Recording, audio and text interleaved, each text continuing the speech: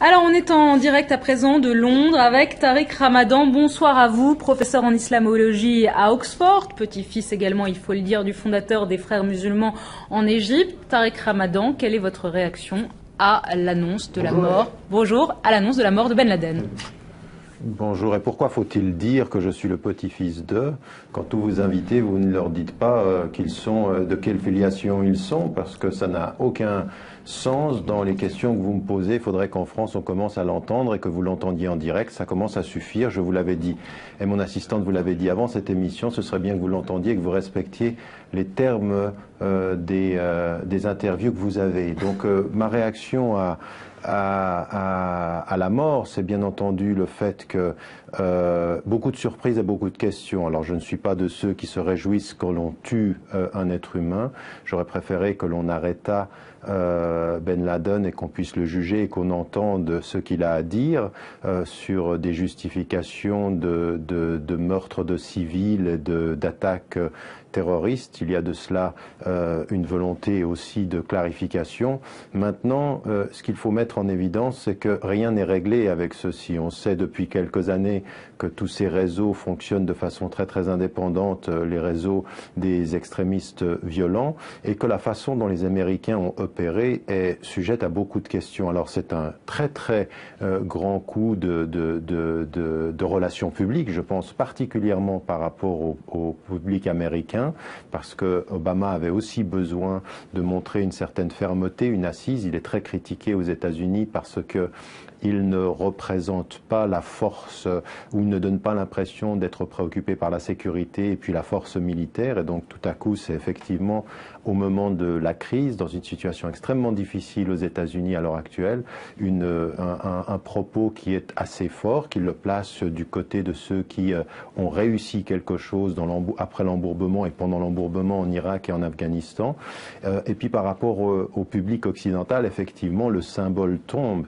Maintenant, je dirais que par rapport aux sociétés majoritairement musulmanes, il y a de grandes questions. Comment cela s'est-il fait? Comment quelqu'un qui est caché à quelques kilomètres d'Islamabad ne le sait pas? Les relations tout à fait étranges qu'il y a entre les services de renseignement pakistanais et puis l'administration américaine, le fait qu'on nous ait dit d'abord que les Américains les fait tout seuls, mais que finalement le Pakistan le savait, et puis ce dernier coup de grâce qui consiste à jeter son corps à la mer en disant qu'on respecte les principes islamiques quand n'importe quelle personne connaissant l'élémentaire des principes islamiques sait que l'immersion dans l'eau n'est pas du tout le rituel musulman en la matière. Tariq Ramadan, vous restez avec nous. Jean-Charles Brizard, qui est sur ce plateau, a des choses à vous répondre. Il pose des questions, Tariq Ramadan, sur toute l'opération, sur toute la procédure et la modalité. Que Tariq Ramadan pose beaucoup de questions, il n'apporte que très peu de réponses.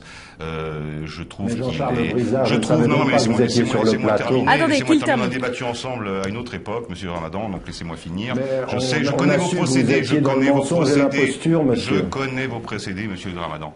Donc il pose des questions. Je constate aujourd'hui qu'il est plus proche effectivement du camp des conspirationnistes que de ceux qui se réjouissent.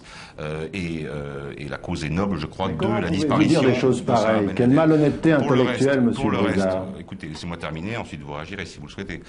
Pour le reste, s'agissant par exemple de la coutume dont vous parlez, il y a des règles précises dans le cadre de l'inhumation de personnes musulmanes qui existent, et notamment pour ce type d'opération qui est tout à fait admise. C'est la règle 294 des règles généralement admises dans la pratique de l'inhumation des personnes de confession musulmane, que vous ignorez sans doute, mais elle est tout à fait permise dès lors que si on l'enterrait dans la terre, c'est certain, ce serait beaucoup mieux, et tout le monde l'admet, mais il y aurait un risque, et en l'occurrence ça aurait été le cas avec Osama Ben Laden, que son corps puisse être exhumé par d'autres personnes. Tariq Ramadan, c'est pas cette règle, la réponse. Elle existe, Tariq Ramadan vous répond. Tariq Ramadan vous répond. Écoutez, Monsieur Brizard va sans doute, vous savez, effectivement, j'ai déjà débattu avec lui, mais si vous m'aviez dit avant votre programme avec qui j'allais débattre, je ne serais pas venu parce que j'ai l'habitude de parler à des gens intellectuellement honnêtes et non pas à des gens qui ont été remis, qui ont été licenciés par le gouvernement suisse pour des opérations et des rapports qui ont été falsifiés. Donc simplement vous dire une chose, vous allez sans doute, Monsieur Brizard, vous frisez la diffamation, Monsieur Ramadan, encore une fois, c'est pas nouveau. S'il vous plaît. Monsieur Brizard, vous avez la parole. Vous ne Oh. parlez pas de Monsieur Brizard, c'est hors sujet, on parle de la mort de Ben Laden. C'est plus important. Non, vous me mettez en face de moi. Vous me mettez en face de moi quelqu'un qui dit qu'il connaît mes méthodes et vous voulez pas que je parle de lui. C'est quand même tout à fait étonnant. Maintenant, le responsable d'Al Azhar ce matin a mis en évidence et répondu à ce qui avait été dit par l'administration américaine, qui avait dit qu'on a respecté les principes islamiques. Le seul principe qui a été respecté, c'est celui d'enterrer ou de faire la procédure dans les 24 heures. Mais l'immersion dans l'eau, le président et le recteur d'Al Azhar a dit que ça ne respectait absolument pas le rite musulman. Mais peut-être que un expert en terrorisme, soi-disant, va nous expliquer ce que sont les rites musulmans maintenant. Mais la question n'est pas là. La vraie question, elle est que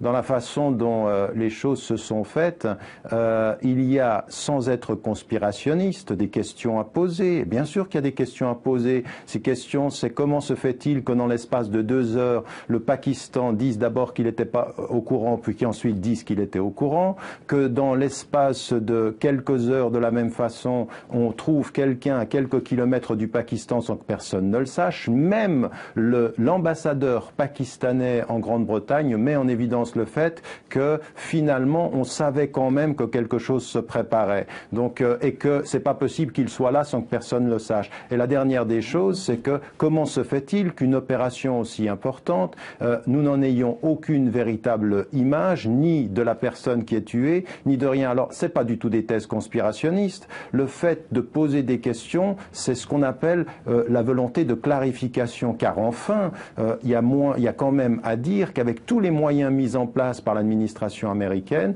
eh bien, il y a quand même des questions à poser sur la façon dont le terrorisme est pris en charge. Ça veut dire d'une façon extrêmement claire qu'il faut continuer à investiguer, espérer que cesse effectivement le terrorisme violent de la part des islamistes, violents et radicaux, et puis qu'on en arrive à célébrer de façon plus approfondie l'autre versant de ce qui est en train de se passer dans les sociétés majoritairement musulmanes, c'est-à-dire le mouvement vers la démocratie et la liberté. Tariq Ramadan, vous êtes toujours avec nous. C'est Paul Quillès qui a un petit mot à vous dire à présent, ancien ministre de la Défense.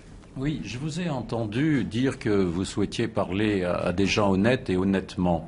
Je vous ai écouté et j'ai un sentiment curieux. J'ai l'impression que ce qui vient de se passer, pour lequel vous avez tout à fait raison de poser des questions, je m'en pose moi aussi, j'ai l'impression que vous avez une certaine déception dans votre voix. Je vous ai bien regardé, je vous ai bien écouté, et dans le même temps où vous dites, et là je suis un petit peu choqué, il aurait fallu faire un procès, le prendre, lui faire un procès, l'écouter, écouter ce qu'il a à dire. Alors moi j'ai une question à vous poser. Est-ce que vous l'avez entendu? Est-ce que vous l'avez entendu après l'attentat du 11 septembre, l'explication qu'il a donnée? Je l'ai entendu tout à l'heure, je ne l'avais pas encore auditionné, ou alors je l'avais oublié. Ses propos sont totalement insupportable. Il expliquait comment ce crime de masse avait été organisé et en quoi il cautionnait intégralement. Donc j'aimerais savoir ce que vous pensez de ces propos. Je sais à peu près ce que vous allez répondre. Vous allez répondre à côté peut-être, mais en tout cas essayez s'il vous plaît de répondre directement à ma question. J'aurai du mal. Enfin bon. Tariq Ramadan. Monsieur, comment se fait-il que vous me posiez des questions et que vous soupçonnez avant que j'y réponde, que je vais y répondre à côté, si ce n'est que vous ayez déjà décidé de ma mauvaise intention? Donc je vais y répondre directement, monsieur. Il n'y a aucune ombre de déception, monsieur, dans la réponse que j'ai eue. Ne confondez pas vos impressions avec la substance de mes réponses. Et la substance de mes réponses, elle est extrêmement claire, monsieur. La semaine qui a suivi le 11 septembre, j'étais à New York et j'ai condamné, monsieur. J'ai condamné de la façon la plus claire, et les propos qui ont été rapportés par audio interposé, par ce qui a été dit par Ben Laden et son porte-parole Ayman el-Zawahri ont été condamnés de la façon la plus ferme, monsieur, et là-dessus vous ne verrez pas l'once d'une déviation. Ma réponse, elle est directe, elle est claire, et il n'y a aucune déception là-dessus. Mais monsieur, j'aimerais vous dire une chose: quand quelqu'un est responsable de la mort de civils et qu'on peut essayer de faire en sorte de l'arrêter et de le questionner questionner devant l'histoire, eh ben, je veux l'entendre. Parce que je ne me réjouis pas, monsieur, de l'assassinat d'un homme, fût-il le pire des hommes. Je préfère que la justice soit faite et qu'il rende compte devant les hommes de ce qu'il a à dire. Et si ceci vous choque, monsieur, j'aimerais dire de la même façon que j'aimerais entendre, et devant un procès et devant un tribunal, monsieur Bush répondre aussi des actes des civils irakiens. Et ne me dites pas que je mets sur le même plan les actes terroristes et les actes de tuer les civils qui ont été faits par Ben Laden, que j'ai condamnés, mais je dis très clairement que je ne suis pas de ceux qui se réjouissent quand on tue un homme, que je suis de ceux qui ont envie d'entendre et de questionner et de rendre justice devant les hommes. Si ma réponse n'est pas claire, posez-moi une seconde question, je serai encore plus clair si vous le voulez. Merci beaucoup Tariq Ramadan, on voulait votre point de vue, il est on ne peut plus clair, on l'a eu ce soir, merci d'avoir été en direct avec nous. Paul Quilles, vous avez votre réponse. Merci à vous. On fait une petite pause de pub, on continue de parler des suites de la mort de Ben Laden. Restez avec nous sur iTélé, merci à vous.